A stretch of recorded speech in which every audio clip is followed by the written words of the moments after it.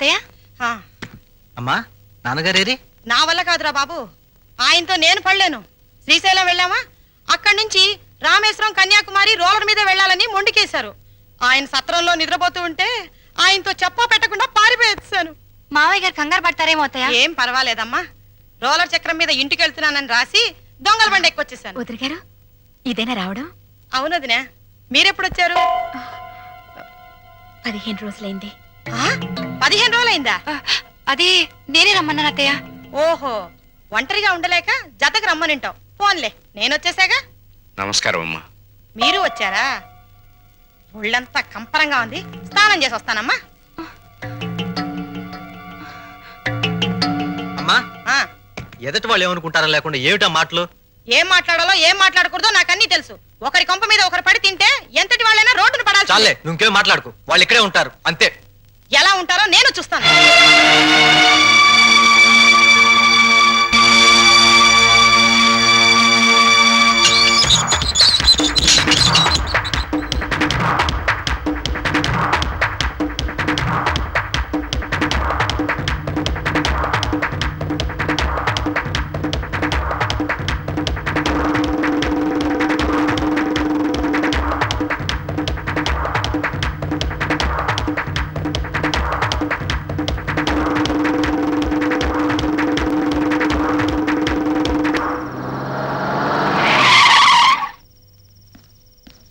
బావగారు. అన్నయ్య, అమ్మా నాన్నల్ని చిన్నన్నయ్య తాళ్ళ వెళ్ళ పడతాను వెంట తీసుకువెళ్ళాడు. ఇదేదో అర్థం కాని విషయంలో ఉంది. ఇంకా అర్థమయ్యేదే ఉంది. ఆ కసాయివాడి మాటలు నమ్మి అమ్మా నాన్న తోడేళ్ల కొంపకు వెళ్ళారంటే ఇదేదో పెద్ద కుట్రే. తేలుస్తా.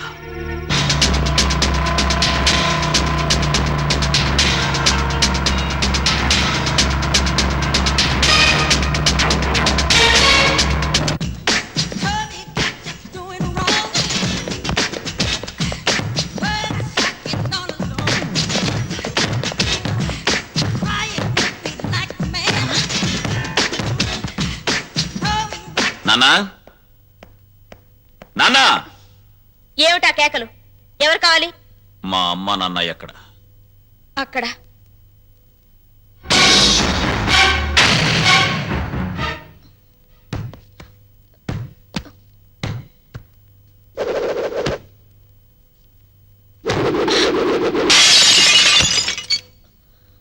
మా అమ్మ నాన్న ఎక్కడ?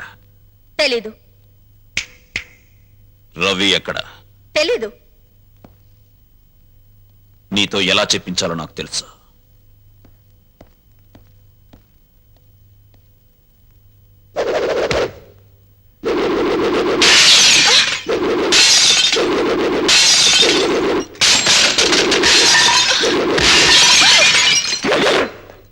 పొగరబోత్తాను నీకే కాదు, నాకు ఉంది. నేను ప్రాణంతో ఉండగా మీ అమ్మా నాన్న ఎక్కడున్నారో నేను చెప్పను.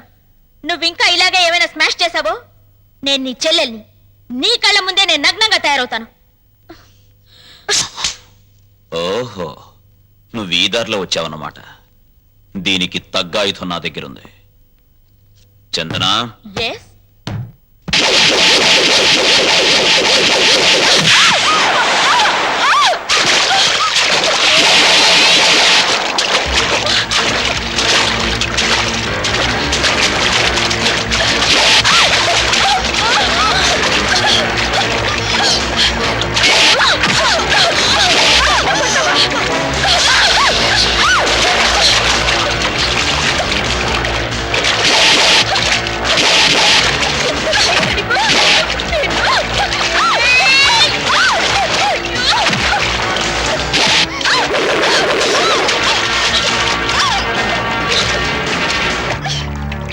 చూడు నీ జింగిల్ జింగిల్ జాని, నాతో పెట్టుకుంటే ఎవరి పరిస్థితి అయినా ఇంతే.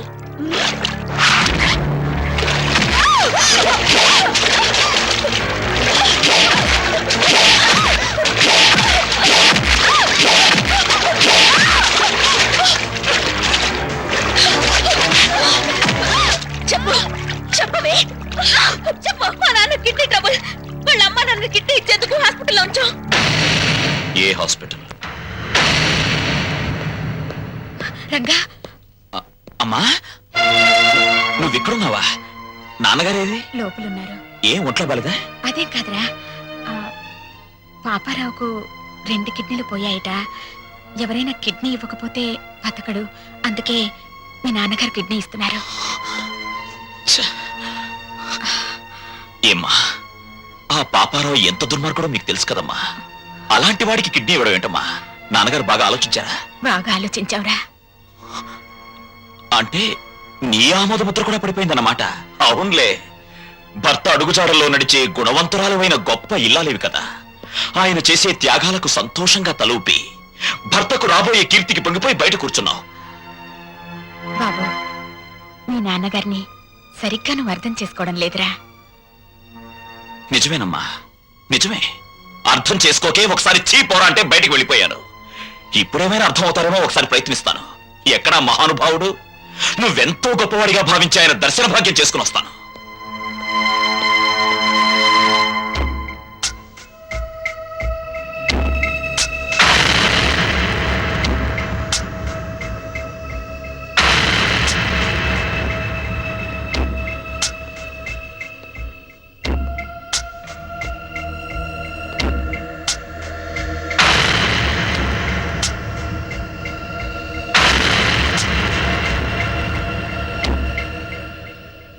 మీ నిర్ణయాల వల్ల భార్యతో సహా లోకమందరి మెప్పు పొందగలిగిన త్యాగమూర్తి శ్రీ శ్రీ శ్రీ రఘురామయ్య గారు, నమస్కారం.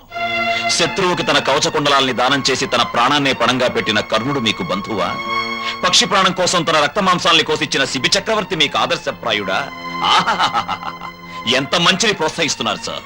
కానీ వాళ్ళంతా లోక కళ్యాణం కోసం త్యాగాలు చేశారు. మీరు లోకానికి చెడు మాత్రం చేసే ఈ పాపారావుని రక్షించి ప్రజల్ని భక్షించమని ప్రపంచం మీదకు వదలబోతున్నారు. ఇదే మీకు తెలిసిన నీతి, న్యాయం, ధర్మం. రంగా, నీ ఆవేశం నీదేనా? నేను చెప్పేది కాస్త వింటావా? చెప్పండి చెప్పండి. లోకంలో ప్రతి వ్యక్తి తను చేసిందే సరైందనుకుంటాడు. అది మానవ నైజం. అక్కడ అమ్మ సమర్థించడాన్ని విని సంతోషంతో గుండె వేగం పెరిగింది. ఇప్పుడు తమరి వాదన విన్న తర్వాత ఆనందంతో హృదయమే పగిలిపోతుందేమో. చెప్పండి, త్వరగా చెప్పండి. రంగా, నువ్వు ఎంత వ్యంగ్యంగా మాట్లాడినా నేను చెప్పేది కూడా వినరా. వాడు పాపారావు అన్న విషయం పక్కన పెట్టు. ప్రస్తుతానికి తన వాడెవరూ ఆదుకోక ఓ మనిషి కిడ్నీ లేక చచ్చిపోతున్నాడ్రా.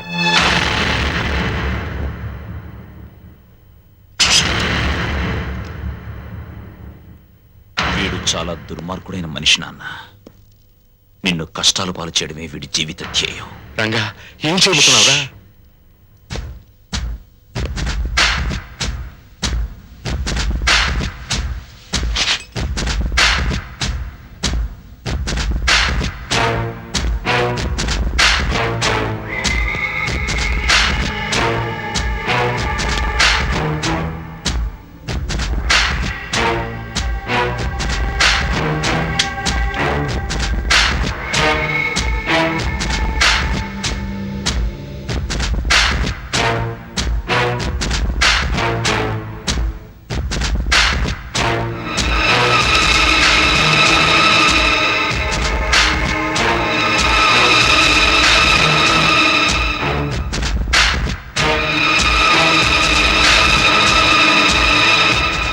మిస్టర్, ఆయనపై మీకున్న అనుమానం నాకు అర్థమైంది.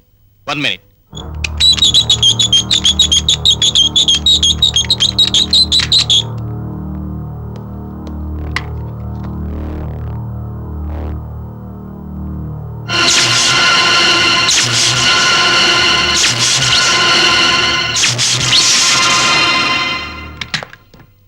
ఆయన్ని షాక్ నుంచి కోలుకునేందుకు చేయాల్సిన ప్రయత్నాలన్నీ చేశాను. ఎనీహౌ, ఆయనకున్న కిడ్నీ ట్రబుల్ ముందు ఇదేమంతా. విషయం అర్థం చేసుకున్నాను.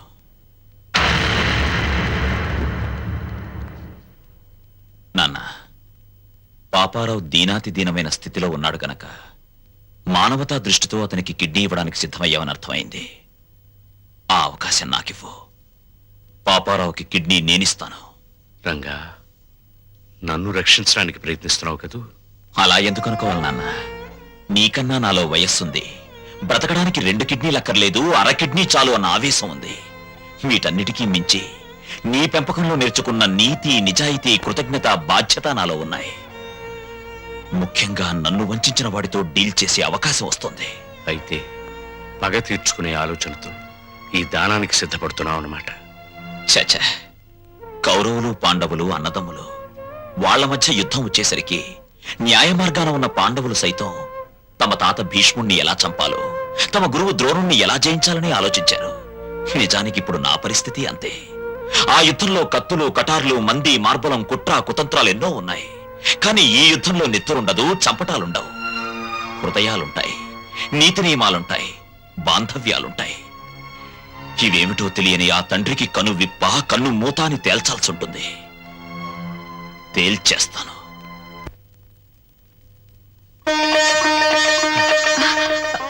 Excuse me. ఏమండి? లక్ష్మి, ఇక్కడే ఉన్నావా? ఓ శుభవార్త. తండ్రి పేరు చెప్తేనే మండిపడే రంగా ఇప్పుడు తనే కిడ్నీ ఇవ్వబోతున్నాడు. నిజమా? ఆ, నాకు చాలా ఆనందంగా ఉంది. నాకు చాలా ఆనందంగా ఉంది. అయితే ఈ విషయం పిల్లల దగ్గరికి వెళ్ళి చెప్తా. నువ్వు పిల్లల్ని ఇంకా మర్చిపోలేదా?